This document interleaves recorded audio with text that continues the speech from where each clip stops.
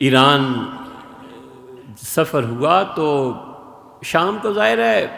کتب خانے دکانیں بند، تو اب کیا کرنا ہے؟ تو ایک مرتبہ ایک محلے سے گزر رہے تھے تو بچے بھاگ رہے تھے،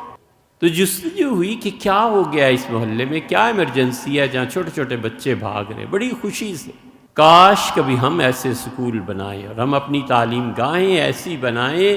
کہ بچہ گھر سے زیادہ سکول میں سکون محسوس کرتا ہو، ماں باپ بعد میں اٹھتے ہیں اور بچہ پہلے کہے کہ مجھے مدرسے جانا ہے، سکول جانا ہے۔ ہم اتنی اچھے ماحول اور اتنی اچھی حالت وہاں کی بنائیں، یہ قومیں ترقی کرتی ہیں۔ تو بچوں کے چہروں پہ خوشی، چھوٹے چھوٹے بچے باتیں کر رہے ہیں، ہم بھی ایک گروہ کے پیچھے چل پڑے کہ ہوتا کیا، پہنچتے کہاں۔ دیکھا تو ایک میدان ہے محلے میں،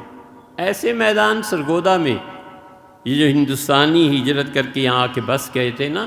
وہ چاروں طرف گھر بنائے ہوئے ہیں اور درمیان میں ایک کھلی جگہ بنی ہوئی ہے، خوشی غمی میں کام آتی۔ بوڑھی عورت سپیکر لگا ہوا ہے اور مشکل سے وہ ایک بہت چوڑی لمبی کرسی پہ بھی مشکل سے سما رہی ہے، ہوگی 70-80 سال کی، بچوں کو ویلکم کر رہی ہے، بہت سے بچوں کو ٹافیز دے رہی، ایک ایک ٹافی بچے،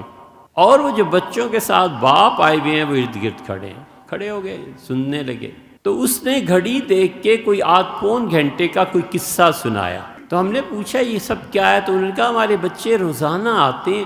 یہاں پر بیٹھ کے اس بوڑھی عورت سے کہانی سنتے ہیں، اور یہ روزانہ کہانی سناتی ہے، بچے چاہے تھوڑے ہوں چاہے زیادہ ہوں، کوئی کسی دن آتا ہے کوئی کسی دن آتا ہے، اور جب یہ قصہ سنا کے فارغ ہوتی ہے